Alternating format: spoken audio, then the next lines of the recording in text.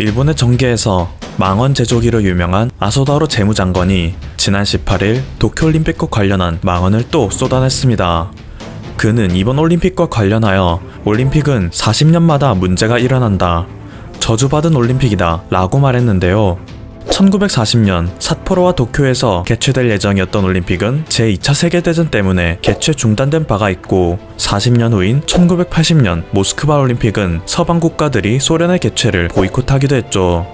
그리고 또 40년 후인 2020년 도쿄올림픽이 다가오자 세계적인 위기가 닥치고 있는 것입니다. 또한 프랑스의 대석학 자크 아탈리는 도쿄올림픽을 성공적으로 개최해도 일본은 파멸할 것이다 라는 발언을 하여 화제인데요. 만약 일본이 지금 도쿄올림픽 개최를 강행하여 단순히 일본은 최고라는 메시지만을 국제사회에 보낸다면 지나친 국수주의에 빠져 브렉시트를 촉발한 영국의 사례처럼 올림픽 이후 나라의 경제가 패망에 이를 수 있다고 경고했습니다. 현재 일본의 의료 시스템은 붕괴되고 있습니다. 일반 시민이 자신의 증상을 의심하여 병원에 가도 병원 앞에 붙어있는 것은 다음과 같은 메시지뿐인데요. 검사를 하지 않습니다. 독감 검사도 하지 않습니다.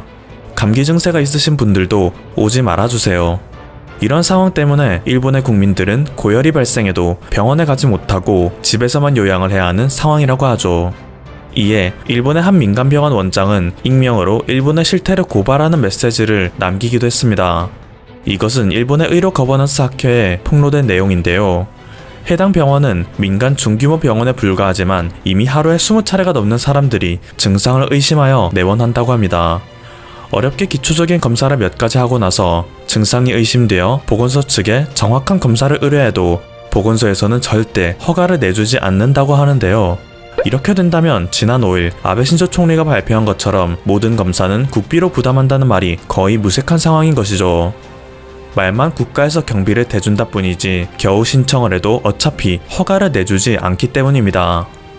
그리고 이 경우에는 더 끔찍한 상황을 초래할 수 있는데 앞으로 자신의 증상이 의심되어 병원에 방문하는 사람은 더 늘어날 텐데 검사 허가가 떨어지지 않아 아무런 조치를 취하지 않는 경우가 증가한다면 오히려 병원은 의심 환자들의 집합 장소가 된다는 것입니다.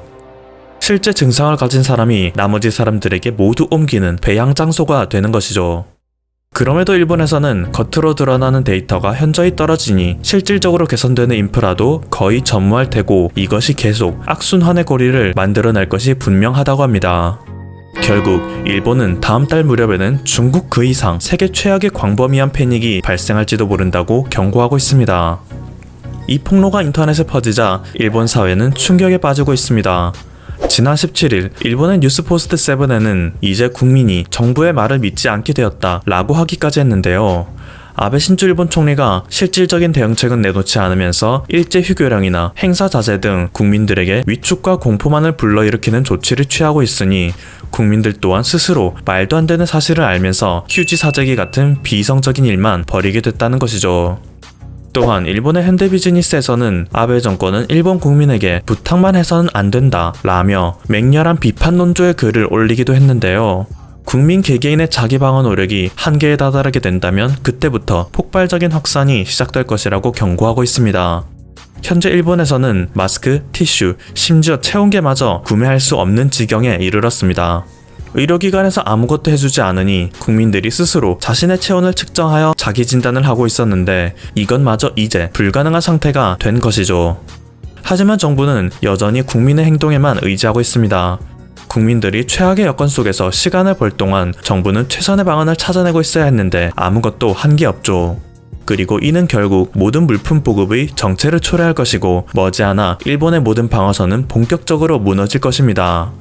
일각에서는 일본이 현재 사태에 대해 안일한 것이 사실 일본도 영국과 같은 생각을 하고 있기 때문이라는 의견도 내고 있습니다. 영국은 솔직하게 집단 면역을 주장했지만 일본은 비밀스럽게 집단 면역을 추진하고 있다는 거죠. 실제로 일본이 지금 보이고 있는 행태가 그것 말고는 답이 없습니다. 일본 국민 9천만 명이 피해를 입을 때까지 이 실험을 지속할 텐데 결국 일본 국민 개개인은 자기 방어를 멈추면 끝장나는 이 상황에서 죽느냐 사느냐의 러시안 룰렛을 지속할 수밖에 없는 거죠. 진작부터 중앙정부의 정책에 불만을 가져 선제적으로 비상사태를 선포했던 일본의 홋카이도에서는 19일부터 비상사태를 종료하겠다고 발표했습니다. 또한 일본의 FNN 프라임에서는 지난 18일 일본이 한국식 대응을 따라하기 힘든 여러가지 현실적 요건을 제시했지만 결국 마지막에는 쇼와 의과대학 특임 교수 니키 요시히토의 말을 빌려 한국에게 의지하고자 하는 생각을 넌지시 드러내고 있습니다. 한국이 꽤 잘 되어 있다면 한국과 협력하여 검사 체제를 조금 빌릴 수도 있다. 그러면 일본도 지금보다 더 대응력을 향상시킬 수 있을 것이다.